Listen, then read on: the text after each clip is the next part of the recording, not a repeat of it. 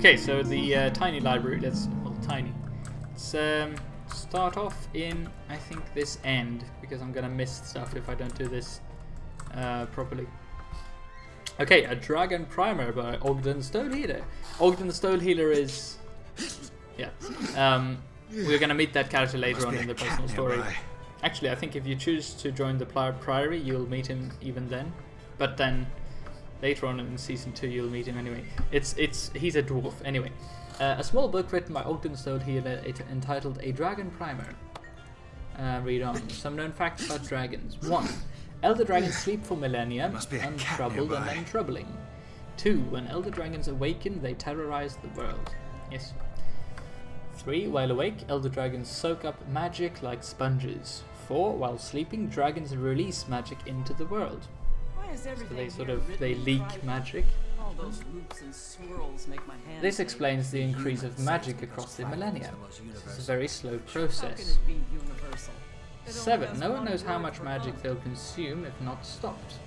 And 8. Last time, the seers saved aside some magic in the Bloodstone. This is all going back to Guild Wars 1 stuff. And 9. They go back to sleep when Tyria is drained. And 10. Magic gradually seeps back into the world. It's a very nice summary of how the dragons consume magic and stuff. And the Bloodstones was a huge thing in the first games, where you had to tap into the Bloodstones, and they were sort of these highly magical objects which formed cults around them and stuff. See, I'm not very good at this, am I? I don't know that much stuff, but I sort of know enough to get what's going on. Ponderous Tome, is that on the other side perhaps? A posy of forget-me-nots. Welcome. Oh, sorry, is this Scholar Wiki? Hey, this is Scholar Wiki, the Wiki's Guide to Tyria. This is the author. Welcome. I hope you're finding all the information you could possibly need and more. You're Wiki, right? You've heard of me? How extraordinary. I guess winning the Crichton Nobel Prize really boosts one's celebrity. Did you have a copy of my book you wanted me to sign? Not on me, but I reference it often.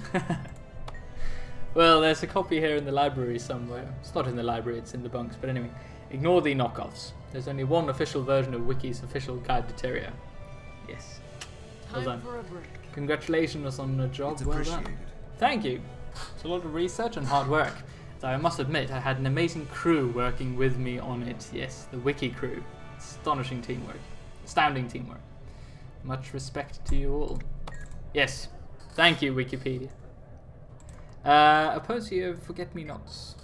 A posy of forget-me-nots discovered by renowned scholar Haizea Madavi. Ooh. This collection of thoughts was scattered across the land. Some attributed to the Silvari Kaith, others disagree. Ooh. Introduction by Hayes Madavi, 1307 AE. The first I found was scratches into a strip of bark. The next was in a shop in Lion's Arch. My interest turned to obsession, and before long, I'd collected over 100. I wish I could say I found them all. Must be a cat nearby. Okay, so Spring 1. I am the unfolding of midnight jasmine. I am the ebb and flow of sap in the trees. My ears fill with the tuk-tuk of tiny feet, the songs of cicadas and bees. Spring 2. My body luxuriates in the sun's rays, and when it rains, my skin tingles with greed.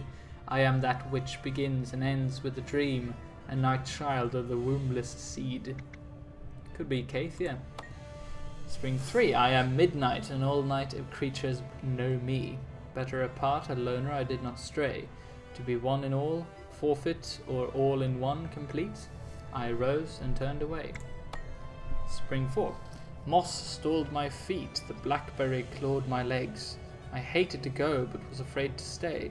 Ignorance made us vulnerable to predators, to pain. Our dream expands with us, and growth lies out and away. Close the collection. Yes, definitely Silvari stuff there, I suppose. And forget-me-not, or... like... There's a flower in Swedish called forget-me-gay, which is forget-me-not. Maybe there's one in English as well. I suppose there is.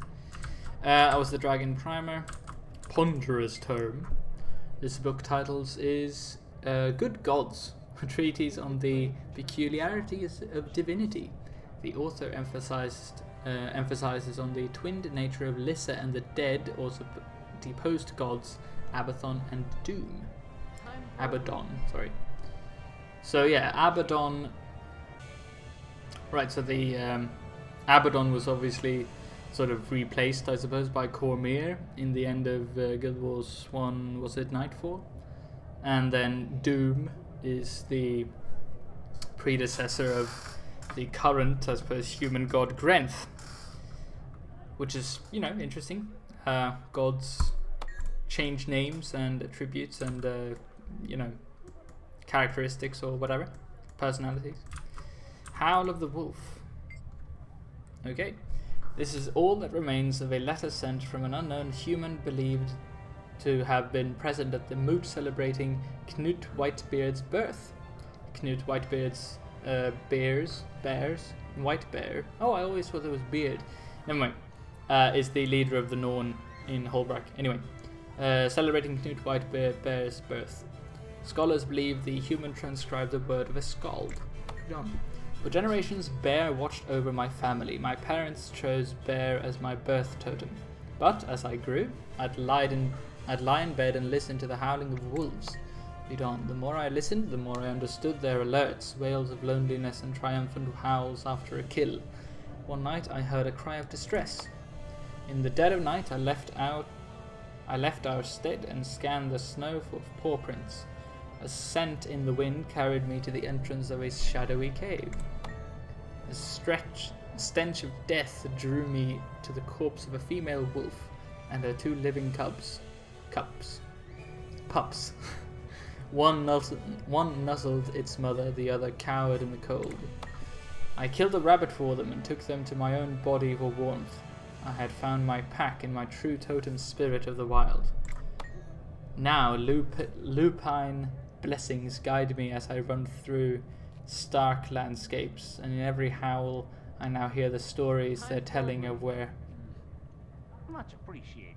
Of where hunting is good and the dens are warm. Very cool. So if I'm not mistaken, Knut Whitebears is a follower of Wolf, is he? Or is he of Bear? I mean, this would indicate that he was born into Bear, but then he chose Wolf. Anyway, let's see. When we do Holbrack, we'll obviously learn more about that. Time for a break. It's appreciated. Indeed. So here we have Erosion and Waypoint Stability by Technician Pen. A short technical paper by Technician Pen, a short really, was it this one? Entitled Erosion and Waypoint Stability. It says, some waypoints gradually fail over time, while others thrive. Current theories tie the failing waypoints to terrain that hinders the flow of energies. It continues, however, we have not been able to predict where a waypoint will thrive or fail. The specific conditions required for failure remains unknown. Well, it concludes, we have no other recourse but to apply a trial and error method to waypoint placements. Those that fail are dismantled to keep the waypoint grid strong. I see, we actually learn more about this later on in Season 2 as well, of the personal story. Damn it, why can't we be level 80 yet? Anyway, waypoints are actually a huge deal. So, Priory Historian, we have Miracle Cures. Hello. Miracle Cures from the biography of the legendary Charr Master of Healing Arts, Ash Legion Soldier of the Thorn Warband, and Namal Bloodthorn. Read it. The young Thorn Warband picked on their runt, Namal Ashthorn. Why is everything here written in Crichton? All those He had loops these and scholarly swirls traits make about my him and hands did ache. not do well with You weapons. say it's because Crichton is the most One day, universal. Grimal How can it be universal? Bloodthorn, It only legionnaire has of the one Thorn word for Warband, hunt. mentioned his indigestion to Namal. Tongue-in-cheek, the runt said, "Why don't you try howling at the moon? It works for wolves." The next day, Bloodthorn returned, and Namal cringed, expecting a blow. Instead, Bloodthorn grinned. "Howling worked, you're a genius." Word spread, the others in the warband went to Namal for their minor ailments. Namal got his revenge. He devised wild and humiliating cures for them. All the while he studied the healing arts, and one day he stopped the pranks. By then, his warband had learned to respect him. After leaving the Farrar, they found they needed someone with true healing. Close the book. That's actually pretty funny, just a jab at, you know, maybe like false medicines and, you know, voodoo doctors and bullshit like that. Let's see, the Aiden Journal. The text has faded with age. The curls and lines of the Ascalonian glyphs have ragged edges. A scholar's note indicates that this journal is over 200 years old. So from the time of the first game. It's appreciated. City life is confining and worst, civilized. The houses and shops kill the wind. The air stagnates with the stench of imprisoned animals. Ah, that's not the life of me. That's why I became a ranger. Read on. When I was young, my father would send me to the marketplace, and I'd trudge there like it was a punishment. Now when the spirit takes me, I run to the other side of Trita. A farmer plods, but a ranger runs. Every road is freedom, and I am free. I move in a swirl of flashing blades.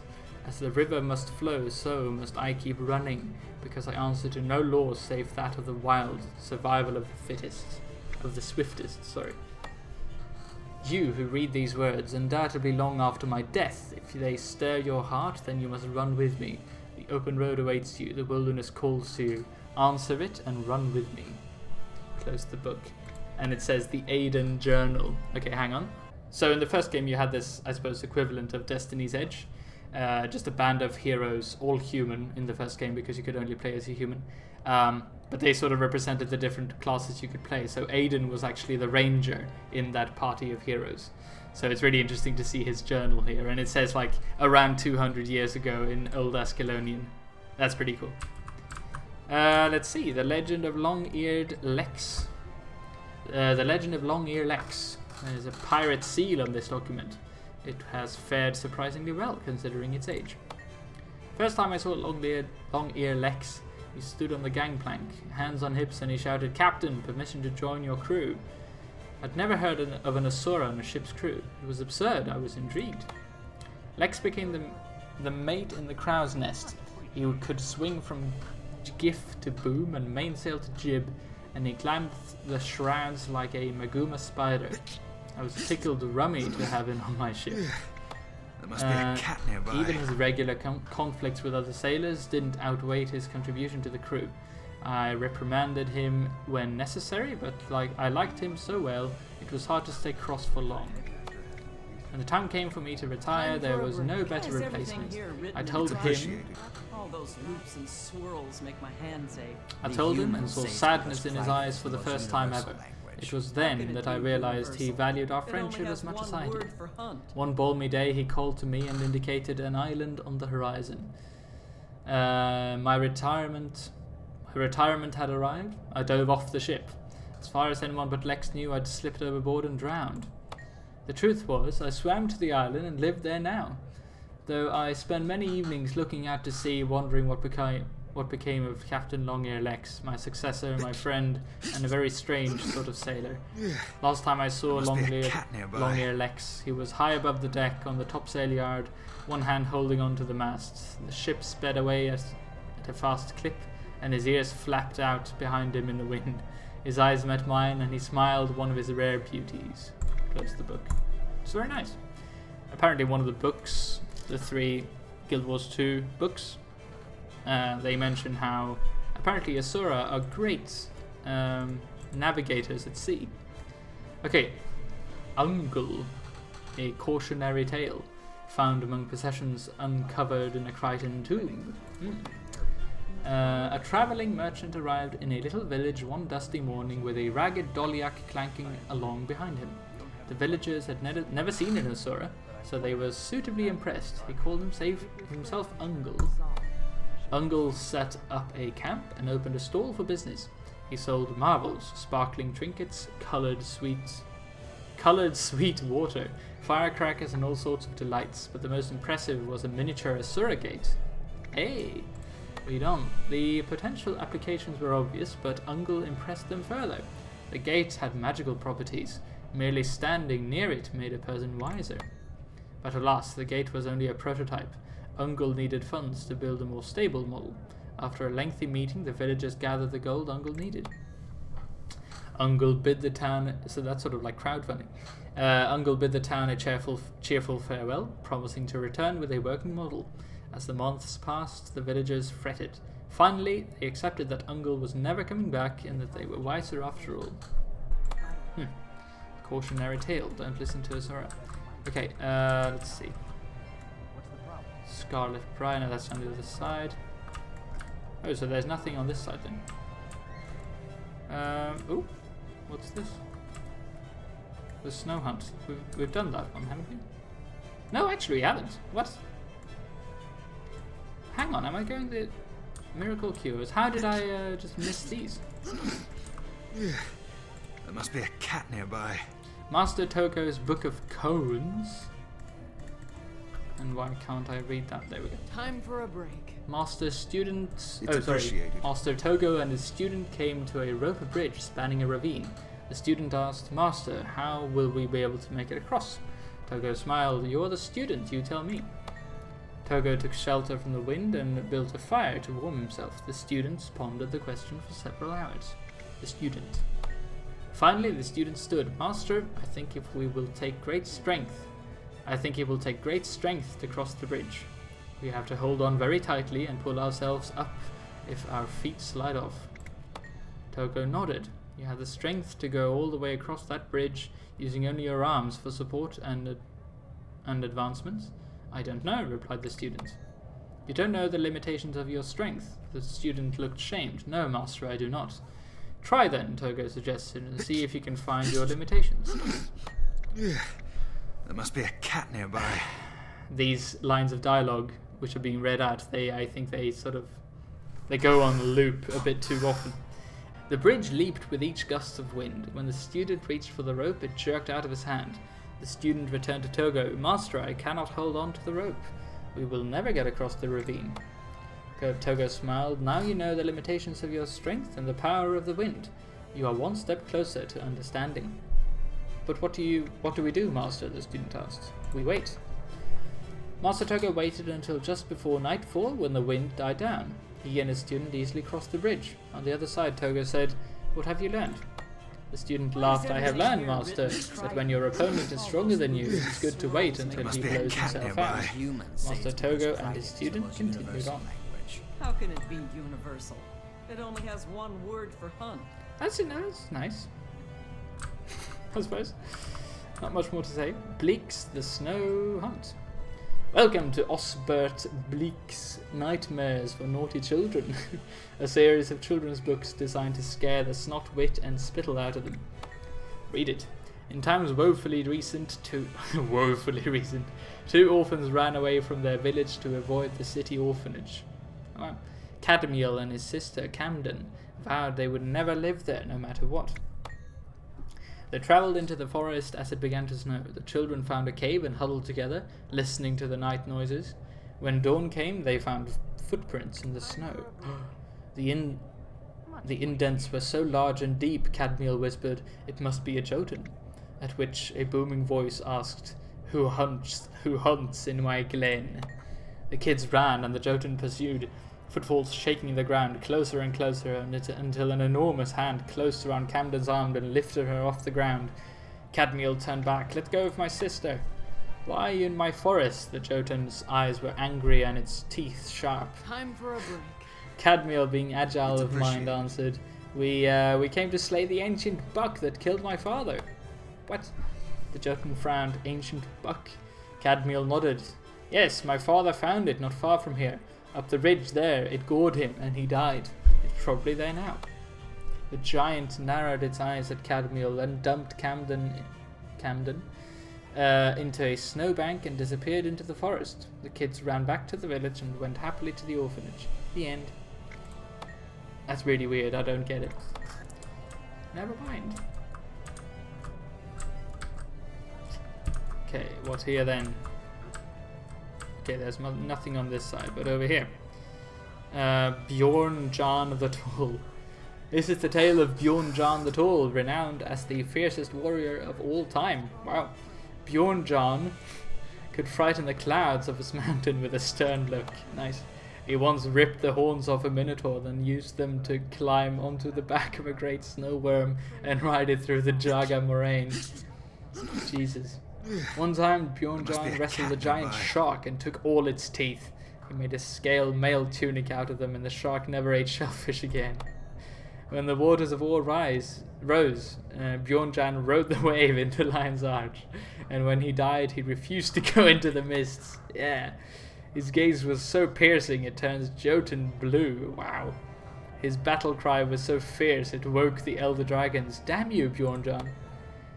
On stormy nights when thunder brings avalanches and sends kids under their beds, it's just Bjorn rumbling across the sky in pursuit of lightning elementals. Wow. Bjorn was a giant among Norn. Shit, that's pretty epic. Okay, Scarlet Briar, a brief. Scarlet Briar, the douchebag in Season 1, actually destroyed Lion's Arch. Finally it's rebuilt. Hey. Scarlet Briar, a brief by Prior Scholar Don.